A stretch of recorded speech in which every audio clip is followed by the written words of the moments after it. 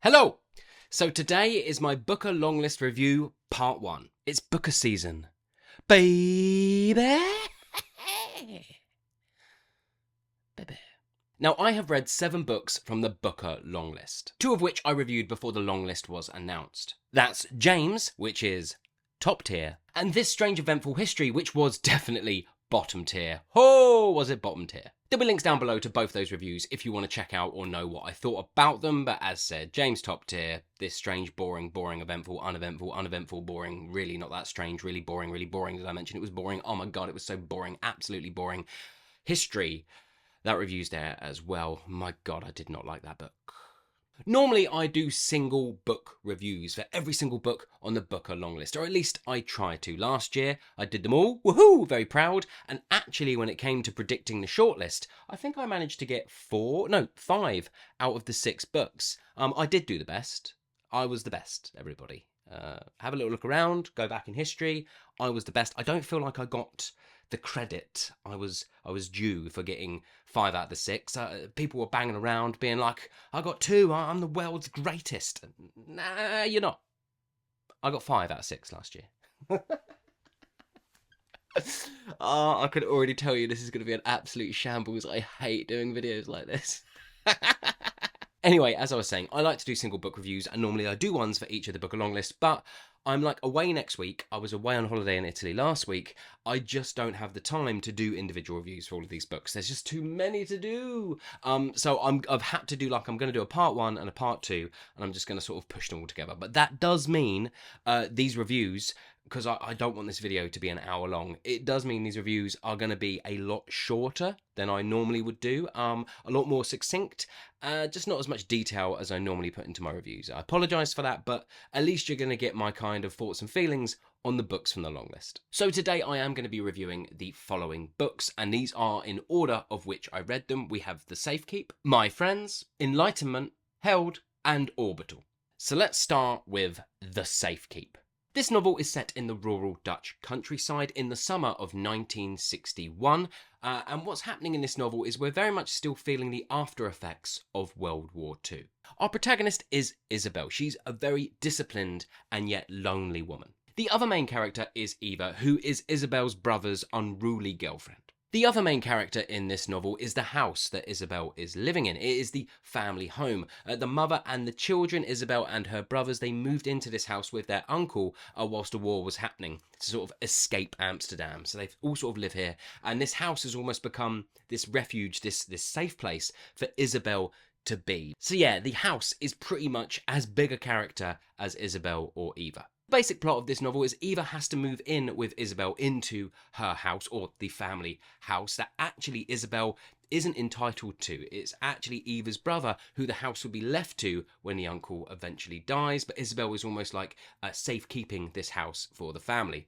But she has her routines, Isabel, and the plot is Eva is coming in to stay with Isabel, and that completely disrupts everything. And it starts this sort of suspicion and obsession from Isabel towards Eva. Disappearing household objects starts sort of fueling this sort of paranoia and sort of anger within Isabel. The themes of this novel are desire, obsession, the sort of aftermath of World War II and what it has left in its wake. I thought that was one of the most interesting things about this novel, is that idea of what happened after World War II, but I haven't really read many novels set in that sort of area, and it was really interesting to see the sort of aftermaths of World War II and that theme running throughout. And it's also looking at the idea of these sort of hidden truths. I would go as far as saying that, this novel is quite gripping at times. It's not necessarily a thriller, but, it's got these sort of thrillery aspects, this sort of mystery at the heart of its sort of literary fiction, and it goes a little bit deeper than your average thriller. It's got a really good blend of both worlds going on, which is why this one really stands out. So what did I like?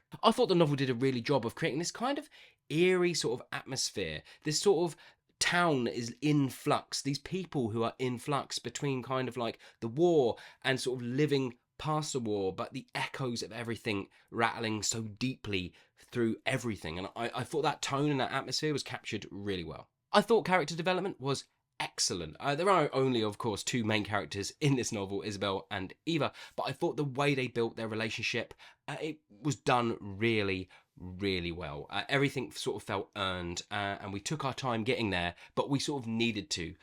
And even the side characters, there's only a smattering of side characters, but I thought they were all well developed as well. They all had like sort of clear, distinct personalities, and I could all sort of see their place within this kind of world and house and family. Yeah, character development, really good. I thought this novel also did a really good job of the kind of tension and drama at play. There might have been a few obvious turns taking place, which I'll get to later, but overall, I was really invested, and those sort of shifts when they do happen, they got to me. And as I said, they might not be the most imaginative, you could probably see them coming, but it was all just done so well that I was just really in it, and I connected. Yeah, big tick. And I actually thought this novel really stuck the landing. It was a really kind of sort of thrilling conclusion to what was happening. There was these beautiful little philosophical moments and these little one-liners. I can't really say what you're reading. I can't really say anything for spoilers, but yeah, there was these just beautiful little moments that happened, and phrases, and just that were so good. That were really good. In talking about this kind of the echoes of war. That's all I can really say without giving anything away. And I didn't really know too much, so I wouldn't want to spoil anything. But yeah, the conclusion, the sort of last quarter of this novel, is excellently done. It is excellently done. What didn't I like? Well, the first thing is Isabel, unfortunately, is painted out to be such a dickhead at the start of this novel that I really found it hard to root for her later on. And I know it's supposed to. I think different readers will be able to take sort of characters who are just simply awful in different ways. I think some people have a little bit more time for it. Unfortunately for me, even though everything within the relationship between the two and the way the novel sort of builds does feel earned, because they made Isabel out to be such a dickhead at the start, it took me so long, I mean so long, to sort of warm to her. Which was a shame, because I feel like I should have been really warming to her around the halfway point, and it wasn't until like the last quarter, if not later than that, that I actually started seeing anything redeemable in her. She is just awful. And she's written to be awful, and that's the whole thing, isn't it? She's awful, and then, you know, this sort of younger, wilder, sort of more carefree person comes in, and we start to see the ice melt. But they just spent way too much time on her being awful, and it just damaged it a little bit for me. And my final dislike, and I just can't go into details on it for spoilers, so I'm just gonna have to say, there's a device used that reveals this kind of plot or twist, that gives us all the information we need. Okay, so if you've read the book, you'll know what I mean. If you haven't, and I just find that device so lazy. It's just so easy to be like, and then this, and it explains everything. And I've never liked it as a plot device. I do think it's lazy. I mean, is it in keeping with the time period, and what people did? Of course, yes, it is. But yeah, I just found it a bit lazy. I also, yeah, I can't say anything. But anyway, it was all a bit predictable in how it played out. The way it played out was beautifully done, but the predictability and just my personal preference, yeah, it's just not really for me. Overall, I thought this was an excellent novel with some minor flaws. So I'm going to give it 4 stars out of 5. I really, really enjoyed this one. Next up is My Friends, based around themes of friendship, family, exile, and the passage of time. Our main character is Khaled, a boy from Benghazi who becomes obsessed with this sort of mysterious author who does this reading on the radio.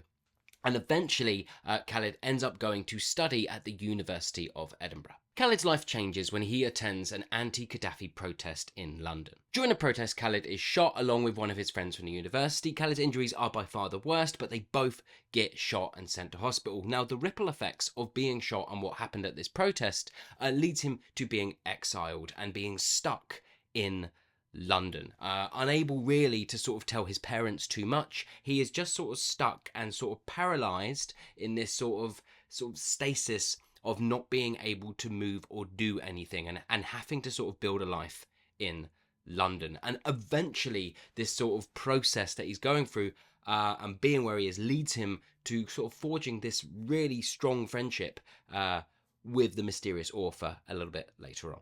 This is a very slow-paced novel in which sort of lots of stuff happens, but not very much happens at all, because Khaled is struggling with his exile and where he has been placed in the world. And we're getting all this information about his friends, about the people he knows, and his views and thoughts on those things, but his inability to really do anything. He feels just so totally stuck. And the novel very much sits us in that position with him, for better for worse, whether you like being in that and sort of what he's describing, or you get very bored by that. That is this novel. Overall, this novel is a reflective meditation on the fragility of humanity and human connection. What I liked: I thought the novel did a really good job of displaying the sort of pain and anguish of living in exile. I thought our main protagonist Khaled and the side characters within this novel all had depth and were all brought to life really well. I thought they all represented these very different sort of approaches to exile and sort of living in a sort of like despair and fear, and I thought, yeah, all of them were brought to life really, really well. I thought the novel did a good job of interspersing the sort of personal with the political, the sort of historical events that took place, and melding those with this very sort of human, very personal, very gentle journey that we're sort of overseeing. I thought the blend there was really good. And I thought the novel did a good job of exploring, you know, it's called My Friends, and that sort of exploration of friendship and the many sort of ways that that can manifest and build over time. And because we cover quite a lot of time in this novel, the sort of the fragility of the cracks within friendship and how little it can take to sort of just drift apart, I thought all those things were done really well. What didn't I like? Well, the main one for me is just there's a real lack of action in this novel, and this will purely come down to the reader, but I needed something more. That middle section is really, really sluggish. Because Khaled is so inactive, and at times I actually was like, you're a bit of a coward, mate, can you just do something, just do it? And I kept having to realize, no, it's the situation he's been placed in, it's everything around him that's forced him to feel paralyzed, that's forced him to feel stuck.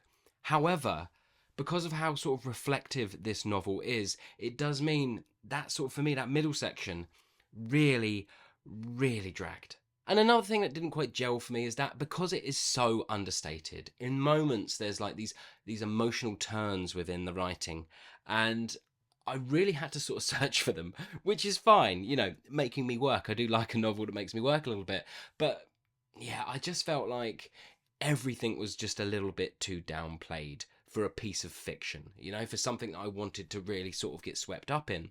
It was doing so many things well, and this, yeah, I just got really, really bored.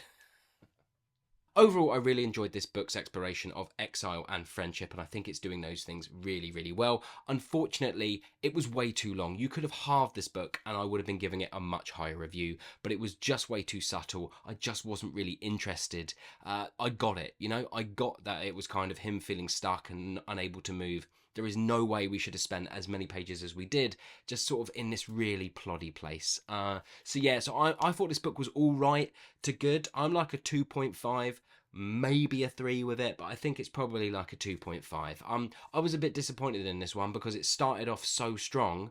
I just thought, I was like, oh, we're onto a winner here, and it just never fully turned into anything that really captured me.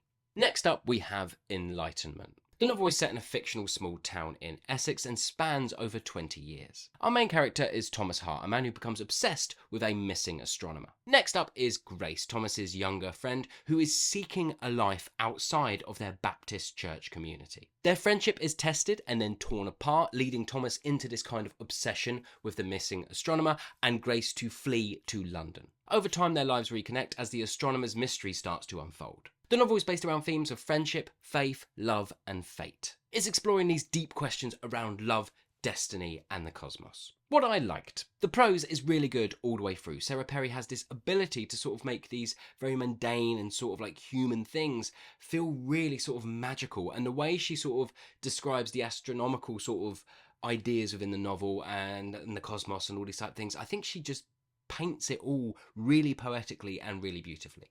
I really enjoyed the setting of this novel, this kind of Baptist church community, the sort of marshlands. I got a real kind of, it's just, again, within the writing, the way that it's described and the way that it's built, really atmospheric, and it really got me. I really, really enjoyed Thomas as a character. Grace has her flaws, but eventually we sort of, I can't say things, but I mean, Grace is a little annoying, but I really enjoyed their sort of like the dynamics of their relationship at times, and overall Thomas as a character, sort of set in his ways, you know, he's he's alone, but he's not lonely, that kind of thing. That's the type of character he is. And I thought he was quite funny at times.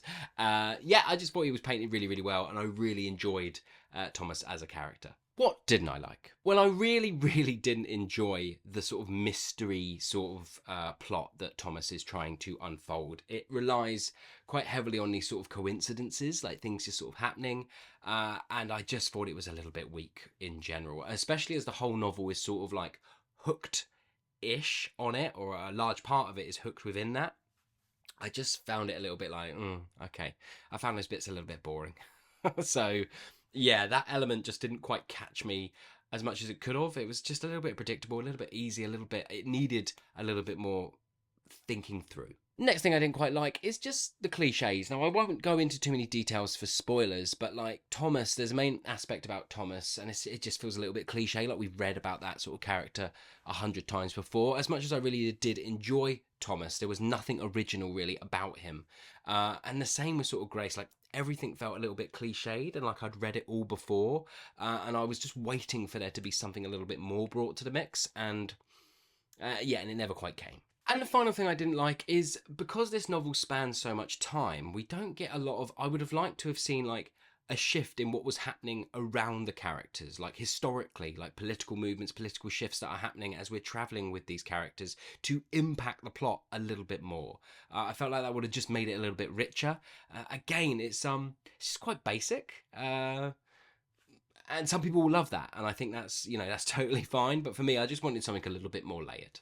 I didn't expect to like Enlightenment as much as I did. I still think it has its flaws and it didn't really, really grab me, but I enjoyed it. I thought it was good, so I'm going to give it 3 stars out of 5. I still don't quite see why it's on this long list. I can see why, even though My Friends got a lower score, I can totally understand why a book like My Friends is on the book a long list, because it is doing something that I haven't read about before. It is approaching the ideas of exile in a really interesting and different way.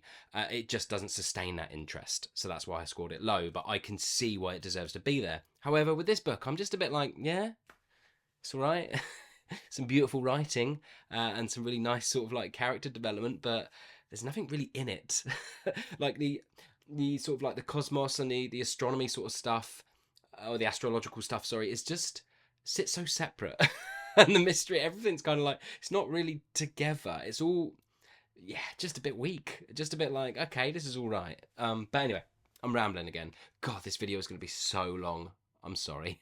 Next up, we have Held. And I tell you what, this novel is going to be the most Marmitey novel on the long list, or maybe Orbital as well. I think both of those are going to be real Marmitey, because God, I have some strong opinions about Orbital. But anyway, I think Held, yeah, is up there with one of the most Marmite novels on this long list. So we start this novel in 1917 with this character John, and he's been injured and he is lying in a battlefield, a World War I battlefield, and he is almost sort of like paralysed, immobilised and stuck within his memories, and he can't escape them. We then jump to 1920, which John is back from the war, back in Yorkshire, and he's with his lover Helena, and he's trying to sort of rebuild his life, but he can't escape these sort of ghosts and echoes of his past. The novel spans across generations, exploring these connections between these characters and time itself, as kind of like actions, feelings, thoughts sort of resonate throughout the different generations. It's very similar to This Strange Eventful History, however,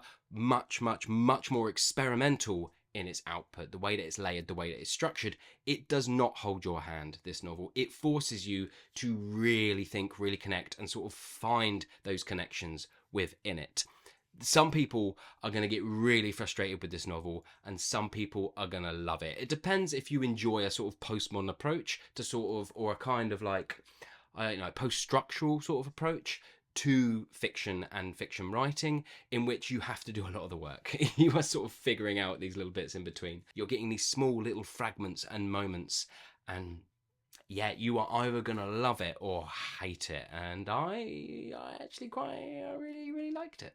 Overall, the themes of this novel is its search for meaning and the idea of desire and desire's impact across time, and how it sort of connects everything. So what did I like? Well, I actually really enjoyed the way that this one was written and its structure. I think it just came at the perfect time for me. I had just read well, you know, I'd done all these in order, so I just read all these other books, and I needed something like this, a little bit of a palate cleanser. It's a really short novel, and it enabled me much more to sort of put it down after a couple of pages and just think about what the connections are, about what it's really talking about, and what it's searching for. And yeah, I mean, you know, I was on holiday. I might have been quite drunk at the time. It was an all-inclusive resort. I was drunk pretty much most of the time.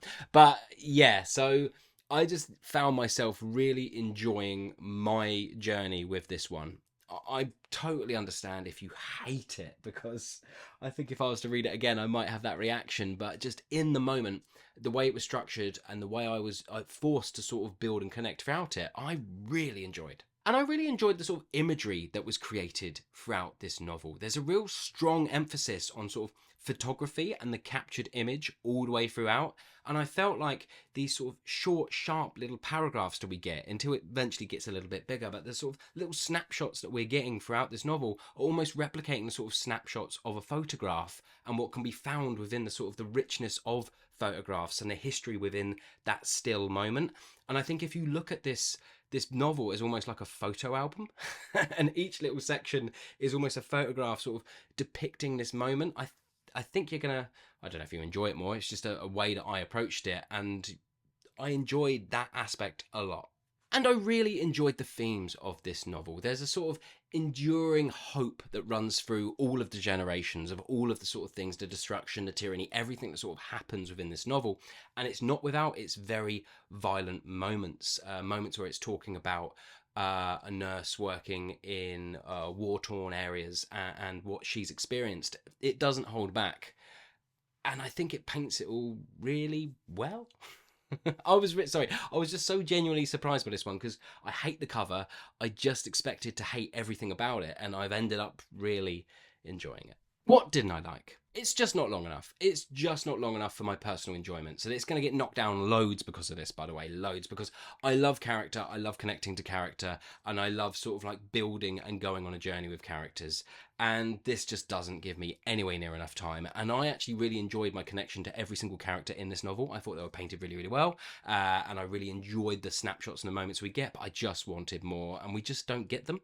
I absolutely understand why it is structured and why it is told the way that it is told. But for me, I just, yeah, I left it feeling a little bit flat. I finished it feeling a little bit, oh, okay, all right. I don't know, what am I, you know, because I didn't get more. I needed more to connect more, to build more, and it just doesn't give it to you. And that's my only dislike, but it's a huge one. I'm going to give Held 3.5 stars out of 5. I thought it was very good. I really did, but I would totally understand if you hated it. Again, I think this is going to jump up and down on people's lists, but yeah, I thought it was very good. Next up is Orbital. Okay, so I'm going to do something that I've never really done before, I don't think. I'm not going to properly review this book. I'm not going to tell you what it's about. All I'm going to tell you is I absolutely hated it. What is it doing on the long list? What is it doing? It is the most overwritten piece of garbage that is posing as being like sort of philosophical. It maybe has 3 good ideas. Thank God it was a small book, but it has like 3 good ideas. Well, they're not even good either. Like these moments of philosophy, everything in it, I'm like, yeah, duh. I was like, okay, what are you? It was awful. It was awful. Now, I can totally understand some people having the same sort of reaction that I've had to Orbital to Held, but this is my reaction. I hated it. I absolutely hated it. And I don't have the time. I don't get paid to do any of this. I do this because I enjoy it.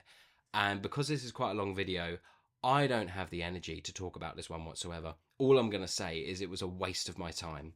And the fact that this has made it onto the long list over what must have been a myriad of other incredible options is, you know, I haven't read it, so I can't, but everyone just keeps talking about praiseworthy. I haven't read it yet, but just from what I know from reading reviews about praiseworthy, it deserves to be on this list more than this absolute piece of shit novel. Awful.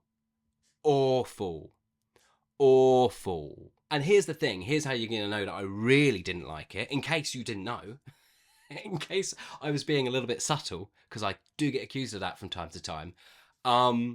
Yeah, I would rather read this strange, eventful history 3 times in a row, back to back, than read this novel again. God. My God. But anywho, there you go.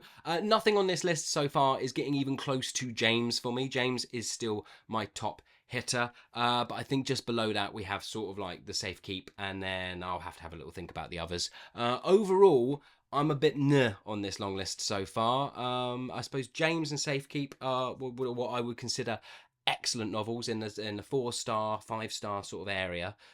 Everything else is proper mid. And this Strange Eventful History and Orbital are right down the bottom with like the 1-star, Orbital half a star if it's lucky. Yeah, so there you go. This video has been really, really long. So if you are still watching and you have watched all the way through, well done. This round of applause goes to you.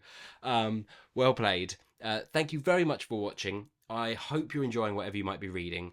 Please let me know in the comments below what you have read from the book of Longlist so far, and what ones you've enjoyed the most and what ones you've enjoyed the least, so we can get a bit of a discussion going. But yeah, anyway, thanks very much, and I'll see you on the next one. Bye.